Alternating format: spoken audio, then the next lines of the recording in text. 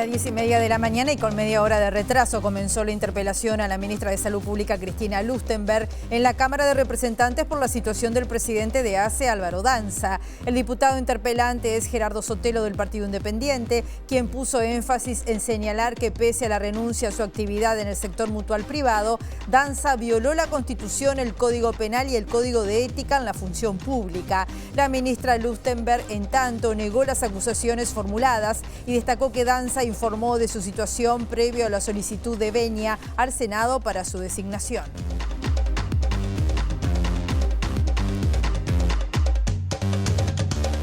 ¿Qué tal? ¿Cómo están? Bienvenidas, bienvenidos a MBD Noticias. Comenzamos con la información con 23 grados a esta hora aquí en Montevideo, en la capital. Una jornada que va a seguir con el cielo claro, algo nuboso, periodos de nuboso, los vientos soplando del noreste y este entre 10 a 30 kilómetros por hora, con rachas que pueden llegar a los 50 kilómetros por hora, y la máxima anunciada por Inumet está ubicada en los 25 grados. Algunos puntos a tener en cuenta hoy en la capital que están presentando inconvenientes: Ituzaingó entre 25 de mayo y Rincón. Hay obras de saneamiento. En Silvestre Pérez, entre Vittorio Veneto y Yugoslavia, ahí están trabajando en pavimentación. Y otra esquina complicada, Juan Ortiz, entre Matías Abacú y Luis Alberto de Herrera, hay a esta hora llenado de hormigón.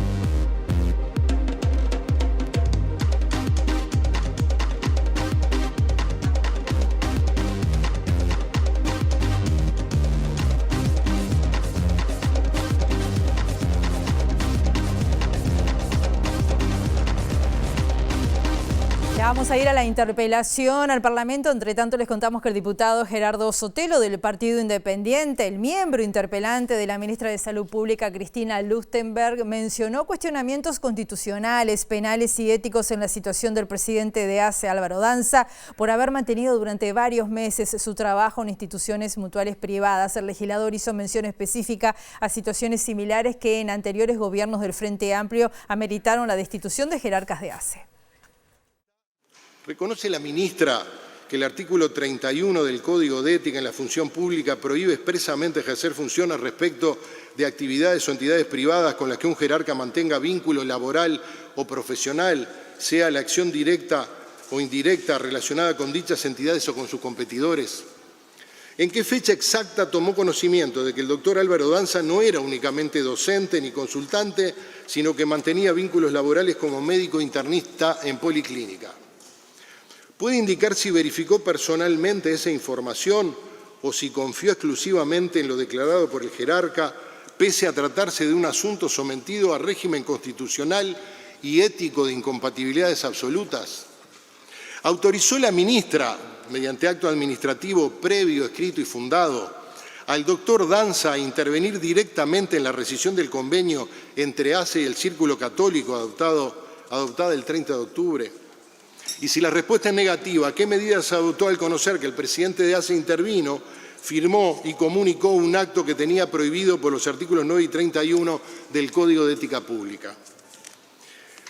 ¿Comparte la ministra que la permanencia en el cargo de un jerarca que interviene en actos prohibidos por el Código de Ética afecta a la confianza pública, la imparcialidad de la cartera y la credibilidad en el Sistema Nacional Integrado de Salud?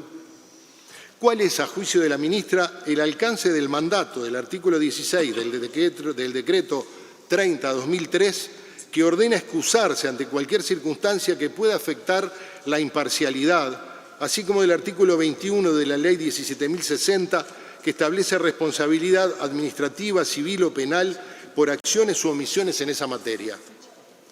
¿Realizó el Ministerio de Salud Pública alguna evaluación de riesgo ético o jurídico sobre el impacto que una decisión adoptada en esas condiciones podía tener en el sistema, en la igualdad de condiciones entre prestadores privados y en la necesaria imparcialidad? ¿Considera necesaria la anulación del acto administrativo del 30 de octubre para garantizar la seguridad jurídica, dado que fue dictado en violación de una prohibición absoluta de actuación y que puede estar viciado de nulidad? Vamos ahora al Parlamento a recibir a nuestra periodista Abril Mederos, que desde temprano está siguiendo esta interpelación. ¿Cómo estás, Abril? Bienvenida, buen mediodía para ti. Gracias, Rosina. Buen mediodía para todos y todas. Exactamente una interpelación que comenzó cerca de las 11 de la mañana a manos del miembro interpelante del Partido Independiente, el diputado Gerardo Sotelo, a quien escuchaban recién a razón de este llamado a sala de la ministra de Salud Pública, Cristina Lustenberg, que vino acompañada del equipo de jerarcas de la cartera y también del presidente de ACE, Álvaro Danza, que es quien motiva esta interpelación a razón de su trabajo en el ámbito privado y las eventuales incompatibilidades que la oposición entiende tenía con el ámbito público, más allá de que recientemente Danza renunció a las funciones que se entendían como incompatibles. Sotelo hacía una argumentación de básicamente 3 puntos de violación de normativa, además de lo que es la Constitución de la República, el artículo 200 que establece esta incompatibilidad, señala otras violaciones con respecto al Código Penal, al Código de Ética Pública y un eventual accionar erróneo por parte de la JUTEP, que es también el motivo por el cual a principios de diciembre se va a llevar a cabo otra interpelación en el marco del caso Danza, y es el del Ministerio de Educación y Cultura. Se va a llamar a sala al ministro José Carlos Maía como la cartera que tiene a su cargo a la JUTEP, pero en la que se lleva adelante en esta oportunidad hablaron más temprano los legisladores tanto del oficialismo como de la oposición. Por el lado del Frente Amplio habló Alejandro Zavala y hacía hincapié en que más allá de los cuestionamientos de la incompatibilidad del cargo de Danza con su actividad privada, acá se ponía en duda la gestión del jerarca, que no puede, decía Zavala, ponerse en cuestionamiento, justamente destacando los logros de su gestión pública. Un hostigamiento a Danza y una reiteración caprichosa sobre una incompatibilidad y una prohibición que no existen. Y además, si tenemos en cuenta que Danza ya renunció a su actividad privada, tiene bastante poco sentido esta interpelación. Sin embargo, el informe jurídico de la JUTEP habla de esos términos que usted mencionó. Sí, igual que el informe jurídico del Ministerio de Salud Pública dice lo contrario, el informe del Piazzo dice lo contrario, el informe de Corseniac también dice lo contrario. Hay un montón de informes a favor y en contra, y la JUTEP, que es el organismo que tenía que fallar, falló, y falló a favor del señor Danza. ¿Cómo se toma sobre la mesa la posible devolución del dinero cobrado por comisión de apoyo? ¿Qué posición tienen? Eso no tiene ningún sentido. La Constitución es bastante clara con respecto al ejercicio de los cargos docentes. La Constitución dice que están excluidos los cargos docentes de las incompatibilidades y las prohibiciones, y ese cargo, por el que cobra una parte que viene de ACE, es un cargo docente que ganó antes y que ya ejercía, o sea que no necesitaba renunciar y mucho menos devolver el dinero. ¿No es cargo de docente honorario? No, eso es lo que dice el artículo 9 de la ley, y la interpretación tiene que ser una interpretación que cuide el derecho al trabajo de las personas. Y la Constitución no dice docente honorario. En el caso que la interpretación fuera restrictiva, estaría siendo inconstitucional el artículo 9 de la ley de ACE. ¿Están negociando con Cabildo Abierto una moción de respaldo a esta gestión? Estamos negociando con todos, en realidad, porque nos importa mucho el clima del debate. Veremos qué es lo que termina resultando. Esta va a ser una interpelación larga.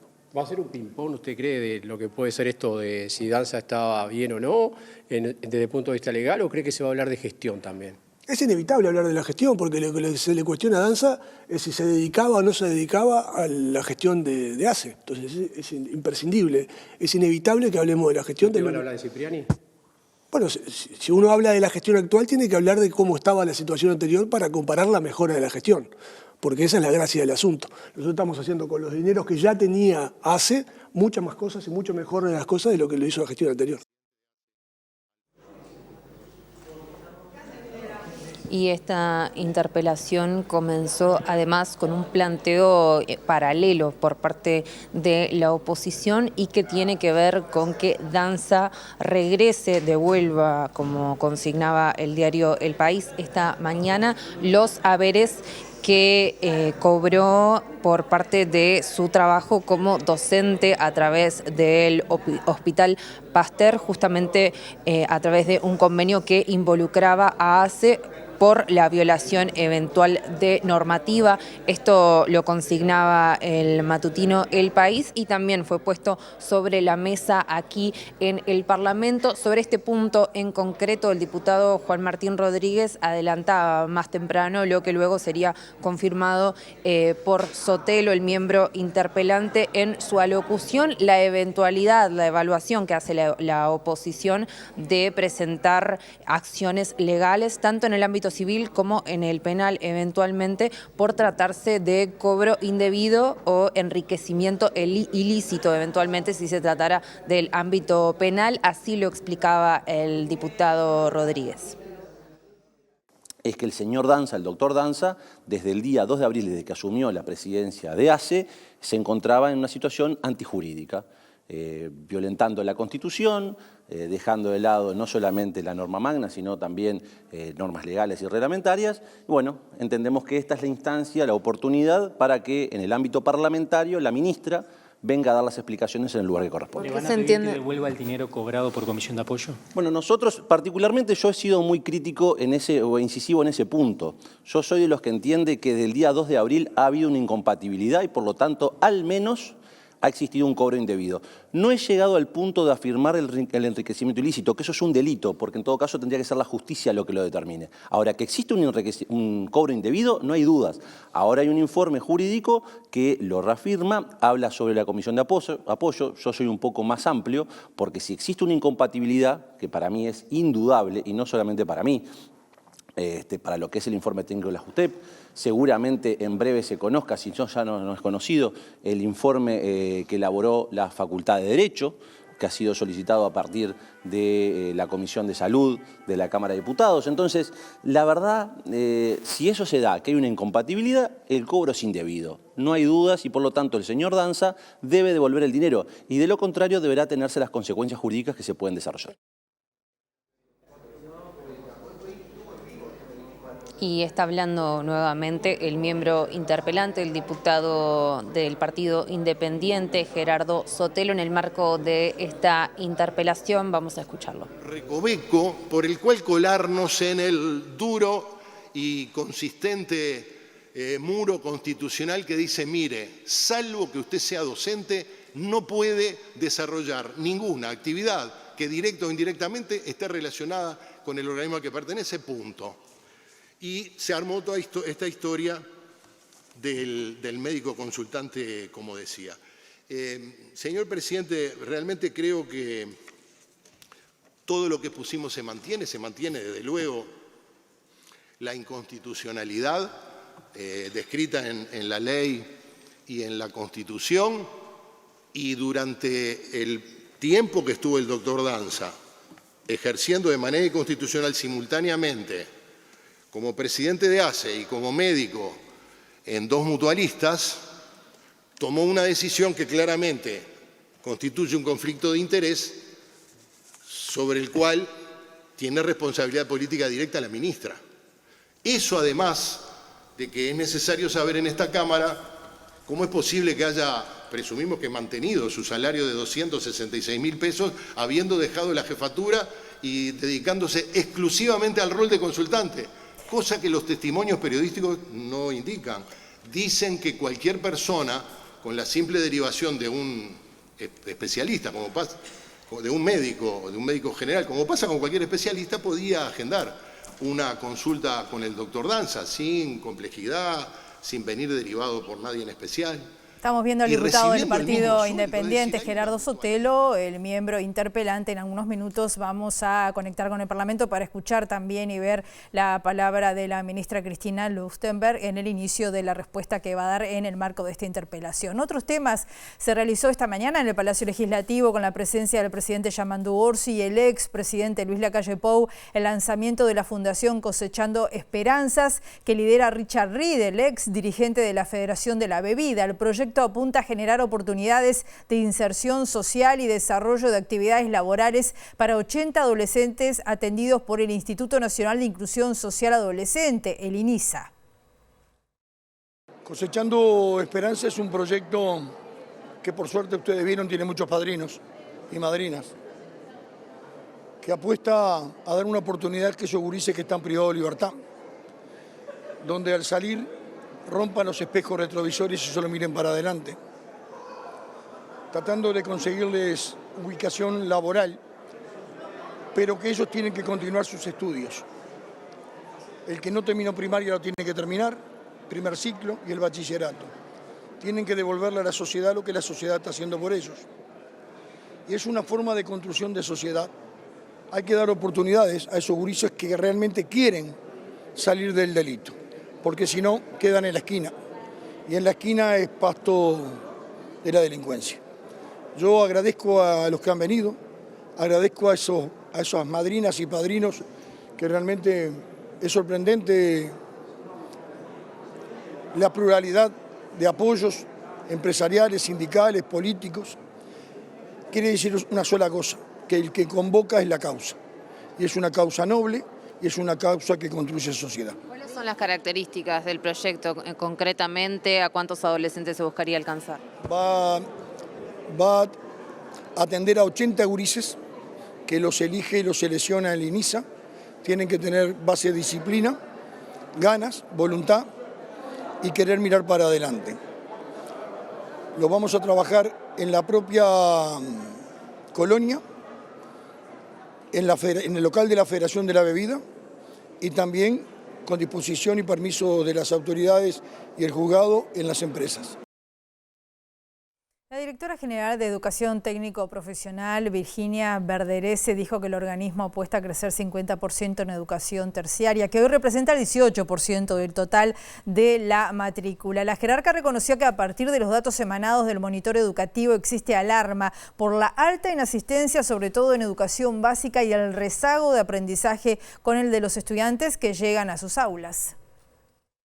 En 2025, UTU registró una matrícula de 101.205 estudiantes, con un crecimiento sostenido entre 2008 y 2025 a nivel general y una caída en educación básica. Los datos en general que no sorprenden, pero preocupan, tienen que ver, por ejemplo, con el tema inasistencia, que es una línea de política que venimos trabajando fuertemente en la ANEP. Hay un promedio de estudiantes en la educación media básica que tienen más de 40 inasistencias, y eso es un llamador y una alarma importante. Y en general nuestra población es una población que viene con rezago educativo, entonces eso muchas veces hace que los chiquilines comiencen una propuesta educativa, cambien de sistema. Por ejemplo, en la educación media superior nuestra, los chiquilines tienen una edad mayor a la de la educación media, de educación secundaria, ¿no? Claro. Y eso hace que también tengamos que pensar, cuando armamos propuestas educativas, propuestas diferenciadas, porque no es lo mismo una población con un rezago que no entra en la edad oportuna, que son 15, 16 años, a que entre con 18, 19 y que... Verderese señaló que para atender estas alarmas se está trabajando en formación dual que reconozca los aprendizajes del trabajo cuando se vincule a la formación en UTU y el foco en educación terciaria. La educación terciaria de UTU siguió creciendo, por suerte no se detuvo ese proceso. Hoy tenemos casi 18.000 estudiantes en educación terciaria y nuestro objetivo en el quinquenio es crecer en un 50%. Y eso va a implicar un crecimiento de casi 1.700, 1.800 estudiantes por año. Ya largamos, están en los medios públicos ya toda la información para la inscripción, que va a tener opciones para que los estudiantes puedan informarse, y todo esto se enmarca en lo que tiene que ver con el proceso de descentralización. La Intendencia de Montevideo entregó este sábado en el Cerro 300 contenedores intradomiciliarios para clasificar en origen los residuos, esto en el marco de un nuevo modelo de limpieza que impulsa el Departamento de Desarrollo Ambiental. En la primera etapa, que irá hasta el 15 de diciembre, se van a incluir 11.572 hogares, más de 3.000 en Cerro, Capurro y Bellavista y más de 8.000 en 19 complejos habitacionales. Las charlas que estamos dando son un poco para informar sobre cómo se usa, sobre la frecuencia de la recolección, qué días vamos a estar pasando, y también la compostera, que la entregamos con un núcleo de lombrices, bueno, qué va, qué no va, y los beneficios también de empezar a separar los residuos orgánicos y también los materiales reciclables de los residuos que generamos. Bueno, la principal diferencia del contenedor intradomiciliario con respecto al contenedor de vía pública es que va dentro del hogar. Entonces, eso permite, por un lado, mantener la limpieza del entorno, también cuidar mucho más controlar mucho más lo que va ahí. El contenedor intradomiciliario recibe exclusivamente lo que son los residuos mezclados, que vamos a estar levantando 3 veces por semana.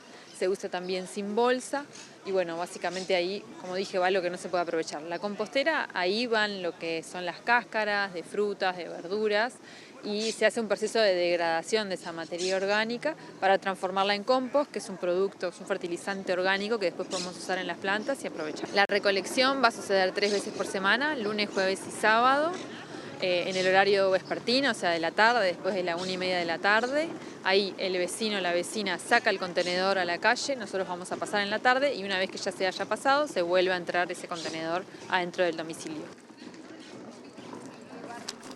El director del Departamento de Desarrollo Ambiental de la Intendencia, Leonardo Herú, también estuvo presente en el Cerro y en ese contexto fue consultado por la polémica de esta semana entre la comuna y ADEOM. El intendente Mario Vergara había dicho que las medidas sindicales aplicadas en octubre impactaron negativamente en la higiene de la ciudad. Estamos en una etapa particular en todas las áreas, cuando se empieza a analizar, a discutir y a decidir un convenio colectivo u otras tipo de decisiones. Hay momentos en que los trabajadores legítimamente deciden hacer una asamblea o hacer un paro. Eso obviamente cuando se hace puede o afecta a un servicio, pero nosotros vamos a estar los 5 años trabajando codo a codo con las trabajadoras y trabajadores. Así que con mucho diálogo, igual que con vecinas y vecinos, con mucha cercanía, estamos permanentemente en lo personal y con un equipo que tenemos específicamente para esta tarea, dialogando con los trabajadores y trabajadoras, porque el desafío que tenemos en Montevideo se logra con la participación de todos, y ni hablar que con la participación de los trabajadores y trabajadoras municipales. Así que nada, trabajando con cercanía, las turbulencias existen, afectan, pasarán, como hay otras turbulencias también que uno tiene que atender, pero nada, con cercanía y trabajo iremos avanzando. Segundo bloque de MVD Noticias, continuamos con información con 23 grados a esta hora aquí en Montevideo, en una jornada con mucha información, particularmente en el Parlamento, donde se está desarrollando desde las 10:30 de la mañana la interpelación a la ministra de Salud Pública, Cristina Lustberg, en este caso por lo que tiene que ver con el desempeño del doctor Álvaro Danza al frente de ACE, este organismo de salud pública, y lo que se considera por parte de la oposición que no es correcto por haber estado al frente o teniendo un contrato directamente con entidades privadas. Vamos a ver qué nos cuenta ahora Abril Mederos. Abril, ¿estás por ahí?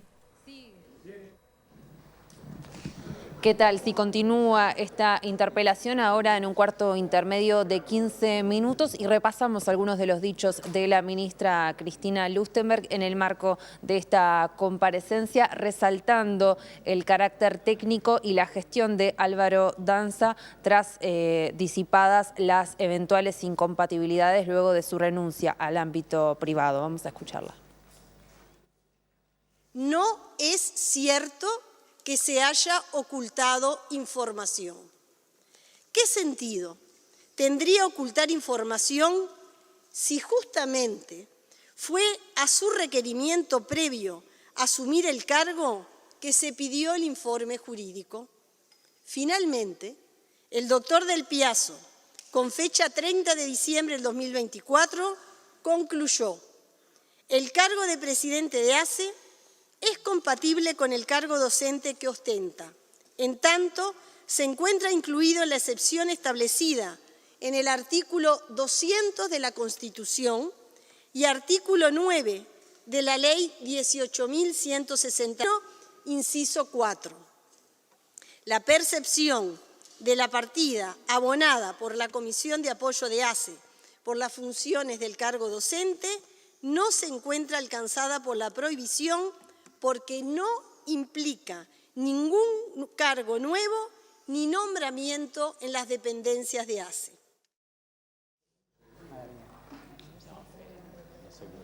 Y estamos con el diputado del Frente Amplio, Federico Preve, en este cuarto intermedio de la interpelación a la ministra Lustenberg. ¿Cómo viene siguiendo esta comparecencia? ¿Qué evaluación hace? Bien, a priori nos parece que es una interpelación que no tiene sentido, que carece de sentidos. Había dos posiciones desde el punto de vista jurídico. Digo, porque luego de la renuncia de forma voluntaria, porque no había incompatibilidades según nuestra visión del doctor Danza a sus cargos privados, al día de hoy carece de sentido, no hay prohibición, no hay hoy incompatibilidad. Y bueno, dicho esto y dicho que hay dos bibliotecas bien contundentes sobre el análisis interpretativo del artículo 200 y del artículo 9, ¿qué buscaba la persona que redactó la Constitución en el artículo 200? Y recordemos que la Constitución tiene más de 300 artículos, no hay que leerlo de forma única ni de forma explícita, porque esto además prohíbe lo que consagran otros artículos. Por lo tanto, la lectura que tiene que ser integral. ¿Qué sucede? ¿Qué buscaba? Buscaba evitar la conjunción del interés público con el privado. ¿Qué fue lo que sucedió en la gestión anterior? ¿Qué es lo que no se quiere hablar? Se derivaron más de 60 millones de dólares desde ACE al Círculo Católico por quien fuera presidente de ACE en la gestión anterior, que tuvo cargos de confianza, no era un médico clínico, tuvo cargos de confianza, director técnico y gerente asistencial. Por lo tanto, si hay algo que rompe, que rasga o que va directo al cerno del artículo 200, es lo que sucedió en los 5 años pasados. Ahora, ¿cómo se toma el pedido de la oposición de que Danza devuelva parte de sus saberes del ámbito privado como docente al Estado de alguna manera a razón de esas incompatibilidades? La oposición está pegándole a todo lo que se mueve. Yo les propondría un poco más de reflexión y le preguntaría, ¿Albizu devolvió cuando renunció a CTM? ¿Devolvió el dinero? ¿Ellos le pidieron que devolviera el dinero? No lo recuerdo. Pero destacando eso que estuvo mal en periodos anteriores, ¿de alguna manera busca justificar lo que pasa en este De periodo? ninguna manera. Nosotros consideramos... Hay informes jurídicos desde el Piazo, hay informes jurídicos de salud pública, hay informes jurídicos, hay un posicionamiento de la JUTEP, informes jurídicos privados que amparan nuestra visión sobre el artículo 200 y sobre el artículo 9. Por eso digo que hay dos visiones. Yo no me creo dueño de la verdad. ¿Pero por qué se ejemplifica con casos anteriores, digamos? Porque ellos hoy están pidiendo una devolución de dinero que pregunto si lo hicieron en visiones anteriores cuando ellos tenían otra perspectiva. Nuestra perspectiva es que no hay prohibición y de que no hay incompatibilidad. Ellos están hablando desde su perspectiva, por lo tanto les pregunto desde su perspectiva si hicieron consistentemente con lo que opinan hoy en el pasado. Rodríguez manifestaba en la jornada de hoy que casi podría estar analizándose la posibilidad de un enriquecimiento ilícito y hasta habló de una denuncia ante la justicia. Que vaya a la justicia. Si tiene elementos, que vaya a la justicia. Acá estamos en el Parlamento con un debate sobre responsabilidades políticas. Desde la oposición también se cuestiona de por qué, si no hay incompatibilidades, por qué finalmente termina renunciando a las actividades privadas.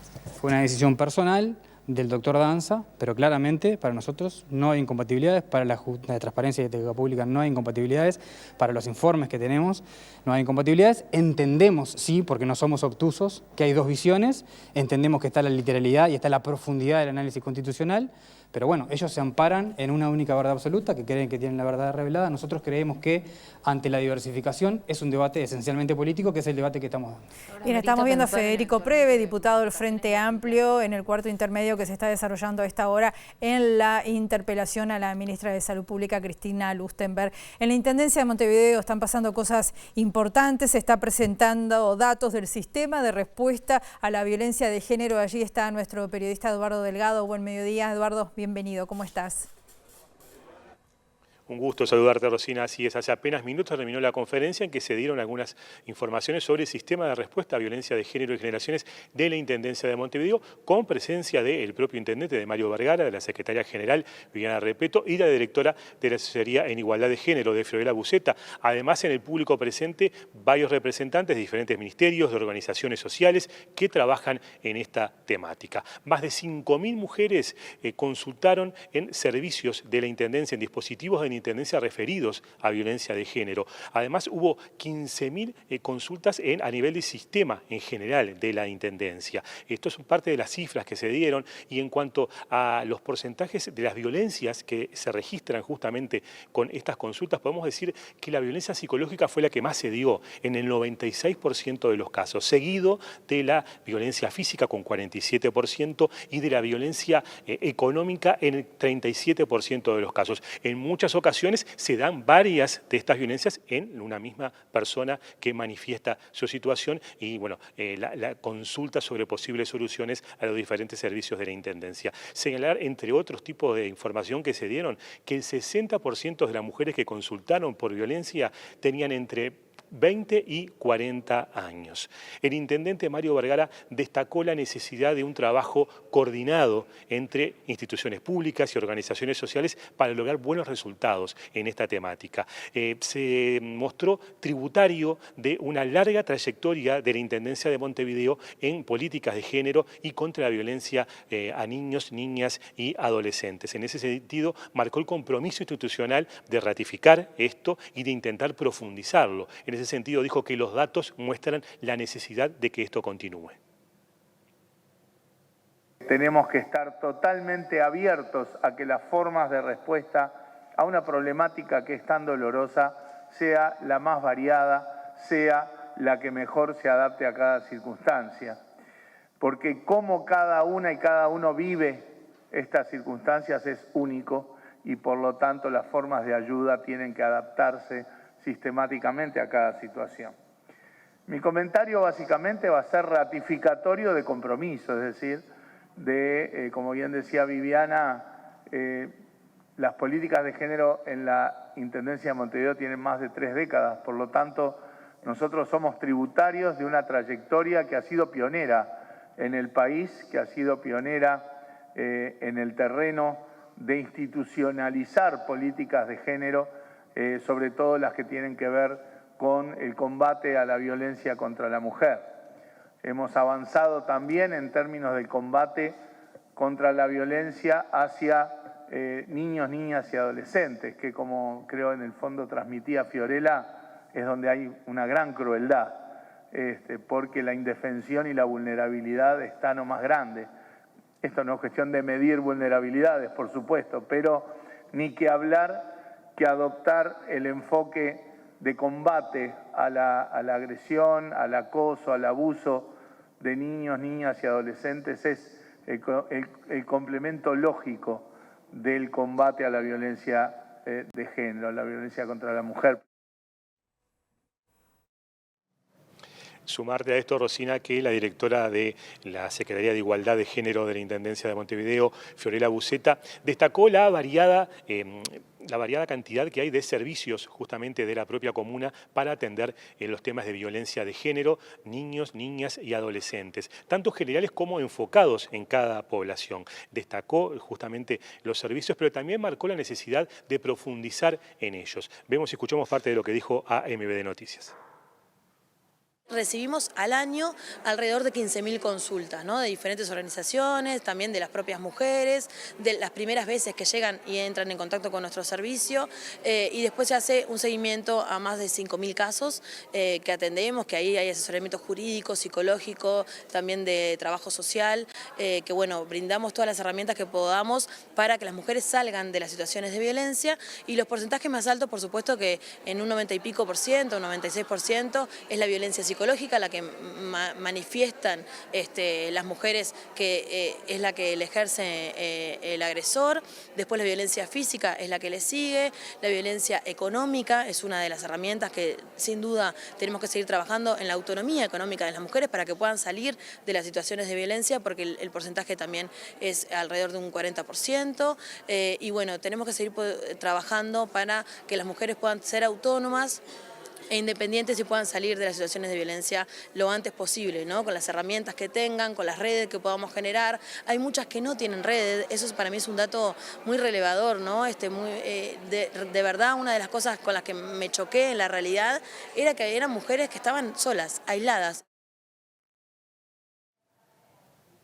Agregarte que la secretaria general de la Intendencia, Viviana Repetto, recordó que la comuna es pionera en las medidas en la lucha contra la violencia de género. Y también coincidió con Vergara y con Buseta en la necesidad de profundizar en este camino. En ese sentido, mencionó algunos hitos, como por ejemplo que el gabinete de la actual administración es paritario. Dijo que eso, más allá de lo simbólico, que también lo es, también marca la búsqueda de que en toda la intendencia el cruce de la temática de género esté presente. Último bloque de MB de Noticias, continuamos con información. Les contamos que en el mes de septiembre fue detenido en Salto el ex cura católico Juan José Santana Trindade a pedido de la justicia de Bolivia después de estar prófugo durante 17 años por violar a decenas de menores de edad que estaban bajo su cuidado en una parroquia. El presidente y vocero de la comunidad boliviana de sobrevivientes de este tipo de abusos, Edwin Terrazas, dijo a MB de Noticias que imploran que las autoridades de ambos países coordinen de manera eficaz la extradición porque sería histórico y reparador que se pueda hacer justicia. Para nosotros es absolutamente importante implorar a las autoridades uruguayas y bolivianas para que coordinen de manera eficaz la extradición de Juan José Santana Trindade. En el caso de mi país es importante que las autoridades bolivianas respondan a las cuestionantes que ha hecho la defensa de Juan José respecto a especificar las edades de las víctimas. Este recurso lo hace con la esperanza de buscar en la legislación boliviana fechas de prescripción del caso. Sin embargo, el abuso sexual infantil es equiparable a la tortura y en esta medida, de acuerdo a la Convención Internacional que regula esta normativa, sería un crimen de lesa humanidad. Los crímenes de lesa humanidad tienen dos características. La primera de ellas es que jamás prescriben y la segunda característica es que pueden ser perseguidos incluso de manera transnacional. Así que en esa perspectiva, los argumentos que en este momento estará usando la defensa de Juanjo en Uruguay van a caer por sí solos. La posibilidad, por tanto, de extraditar al padre Juanjo a Bolivia para que se someta a la justicia de este país es altamente importante porque sentaría un precedente jurídico importantísimo. En el marco de la conmemoración del Día Internacional de la Eliminación de la Violencia contra la Mujer, que se conmemora este martes 25 de noviembre, el Ministerio del Interior presentó el avance de las medidas de protección de las víctimas. Según los datos presentados por la Secretaría de Estado, cada 12 minutos una mujer denuncia violencia de género.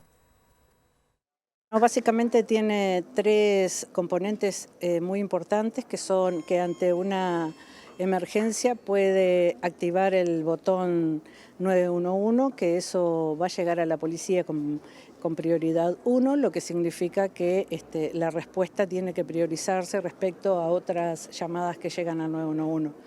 En segundo lugar, un chatbot donde las víctimas pueden consultar, informarse durante las 24 horas, todos los días de la semana.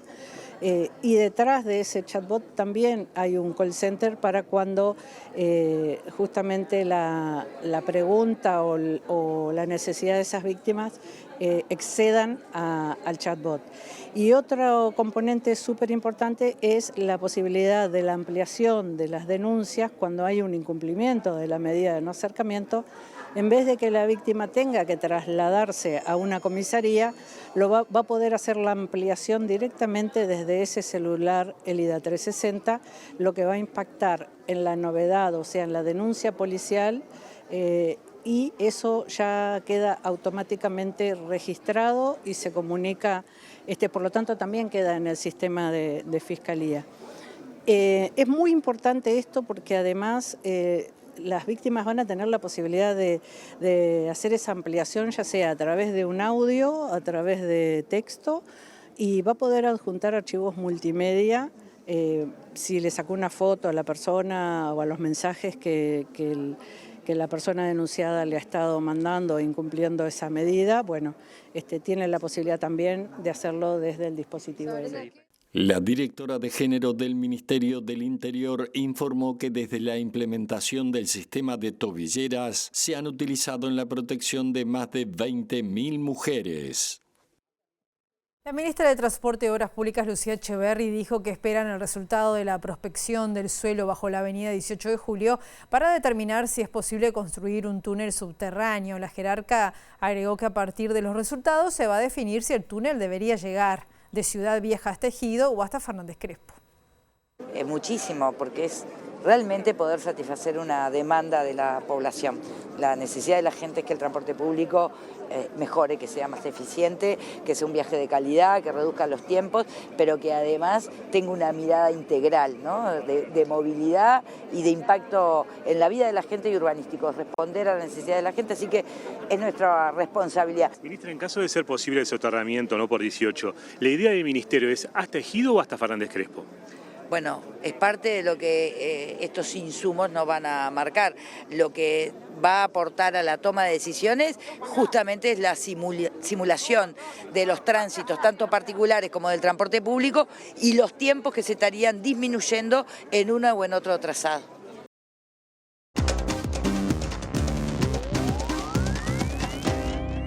El presidente interino de Perú, José Gerino, descartó ingresar por la fuerza a la Embajada de México en Lima, donde se encuentra asilada Betsy Chávez, ex primera ministra del gobierno del depuesto ex presidente Pedro Castillo, con orden de detención por la justicia peruana. De concretarse esta decisión, se agravarían aún más las ya tensas relaciones entre ambos países.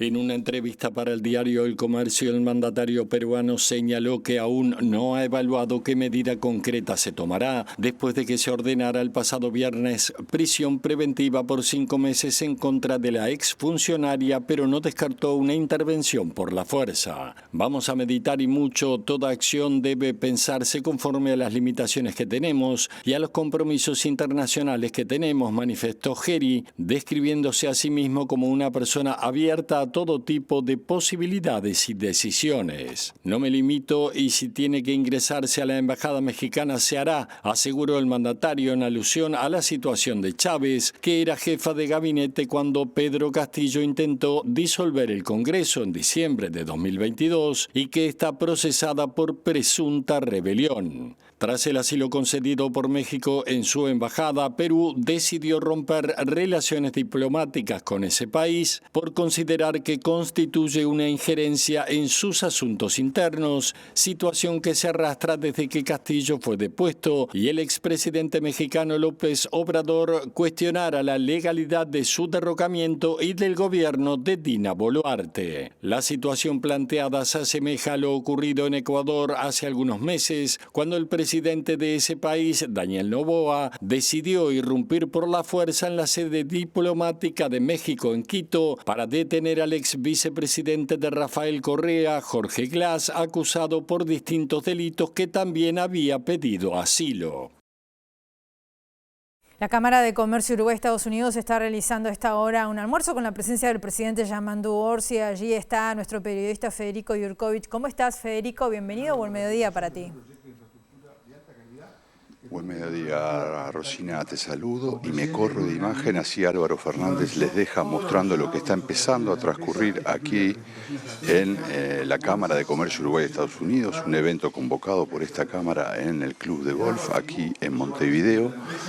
Está presente el presidente de la República y el embajador Lou Rinaldi. Digamos que es la presentación en sociedad del nuevo embajador de Estados Unidos, Rosina, tú sabes, en un contexto donde Estados Unidos está buscando recuperar cierto liderazgo regional. Por eso es bien importante esta instancia. Acompañan al presidente Orsi, además de su esposa Laura Alonso Pérez, las ministras de Transporte y Vías Públicas, Lucía Echeverri, y Energía, Minería, Fernanda Cardona, obviamente muchos empresarios, también está el director de la Oficina de Planeamiento y Presupuesto, Rodrigo Arim, y por ejemplo figuras de otros partidos, hablamos de Omar Paganini, que fue canciller y también ministro de Industria. Acaba de terminar la presentación formal, ustedes ven se está acercando a la mesa donde va a ser el único orador, Lou Rinaldi, embajador, amigo personal de Donald Trump. Escuchamos lo que dice.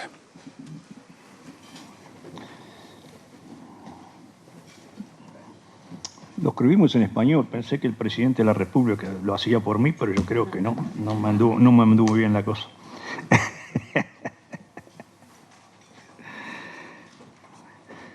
Bueno, muy buenas tardes a todos. Es una alegría enorme estar hoy aquí. Quiero agradecer especialmente a la Cámara de Comercio Uruguay-Estados Unidos por invitarme a compartir esta ocasión especial con ustedes. A su presidente, Haroldo Appelter, a su directora ejecutiva, Magdalena Alonso, y a todo el equipo por haber organizado este gran evento y por todo el trabajo que hacen para seguir uniendo nuestros países. También quiero agradecer la presencia del presidente, de la señora Mr. y Mrs. Jamandu-Orsi, la ministra Lucía Echeverri, ministra Fernanda Cardona, al director de la OPP, Rodrigo Arim, y todos los que están aquí presentes hoy. También quiero agradecer al ministro Lubinkin y a Gabriel Odone, que hoy no pueden estar presentes, tendrán algún evento muy importante. Y Lubinkin me dijo que le pediría disculpas por no estar aquí hoy, por no presentarse. Y Odone estará buscando dinero a algún lado. Muy bueno, la verdad que muy bien. Bueno, yo debo saber que le agradezco que me hayan dicho que no podían atender hoy. De todas maneras, agradecer a todos los empresarios, a toda la gente que está aquí, a embajadores, entonces la verdad que soy nuevo acá, todavía no conozco a mucha gente, pero a todos los que están presentes hoy, les agradezco, muchas gracias. Este puesto tiene un significado muy personal para mí. Nací en Italia, pero crecí aquí en Uruguay. Y a los 19 años me fui a Estados Unidos a proyectar mi futuro. Ahí formé mi familia y mi empresa y aprendí a querer profundamente a ese país de oportunidades infinitas. Hoy tengo el honor de representar a los Estados Unidos, el país que me lo dio todo, en el país de mi corazón, que es este hermoso Uruguay. Agradezco al presidente Donald J. Trump por haber confiado en mí en esta misión, y agradezco también al pueblo de la República Oriental del Uruguay por la calidez con la que me ha recibido. Durante más de 150 años, Estados Unidos y Uruguay hemos compartido mucho más que relaciones diplomáticas. Nos unen valores profundos: la libertad, la democracia, la confianza en el individuo, el respeto a los derechos humanos y laborales, la transparencia, la solidez de las instituciones y el respeto a los contratos. Estamos viendo al embajador de Estados Unidos, Lou Rinaldi, la presentación allí en este almuerzo de la Cámara Uruguay-Estados Unidos de Comercio con la presencia del presidente Jamandu-Orsi. Nos vamos a volver a las 18:30 con la ampliación de toda la información que hemos compartido, así que nos vemos en un rato. Hasta luego.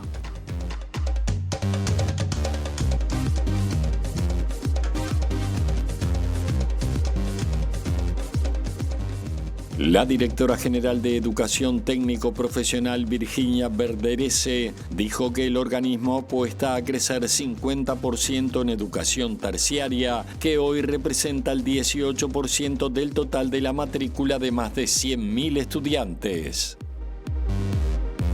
La Intendencia de Montevideo comenzó este fin de semana en el Cerro con la entrega de 300 contenedores intradomiciliarios para clasificar en origen los residuos sobre un total de 11.000 que conforman el nuevo modelo de limpieza que impulsa el Departamento de Desarrollo Ambiental. La ex vicepresidenta Beatriz Argimón del Partido Nacional y la ex vicecanciller Carolina H. del Partido Colorado fueron asignadas a cumplir funciones en el Ministerio de Relaciones Exteriores, mientras esperan para asumir como embajadoras ante la UNESCO y Portugal. La comunidad boliviana de sobrevivientes de los abusos cometidos contra decenas de niños por el ex cura católico Juan José Santana Trindade, detenido en Salto en septiembre, esperan que las autoridades de ambos países coordinen de manera eficaz la extradición, porque sería histórico y reparador que pueda hacerse justicia. Ante el anuncio de la venta del grupo de radios de M24 con el despido anunciado de varias decenas de trabajadores, el secretario general de la Asociación de la Prensa Uruguaya e integrante del Comité de Base de la Radio, Álvaro Pancruz, dijo que se están enterando extraoficialmente de la situación y solicitaron una reunión para conocer los detalles de la operación y sus consecuencias. El presidente interino de Perú, José Geri, no descartó ingresar por la fuerza a la Embajada de México en Lima, donde se encuentra asilada Betsy Chávez, ex primera ministra del gobierno del depuesto expresidente Pedro Castillo, con orden de detención por la justicia peruana.